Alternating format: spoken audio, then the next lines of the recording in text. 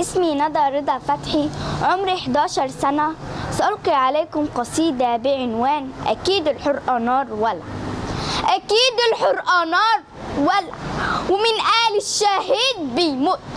أنا الروح اللي مش راجعة وبتسبح مع الملكوت.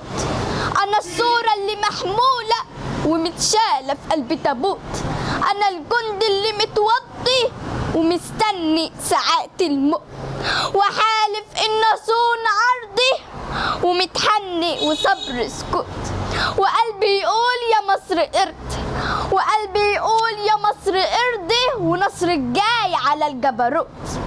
أنا الآه مع التنهيد وروح صمدة على شاك، ومتودي بصلي العيد ودمي بيروي بستان. وكتبولي هناك أناشيد، كتبولي هناك أناشيد، وغنولي واسمي شهيد، وغنولي واسمي شهيد.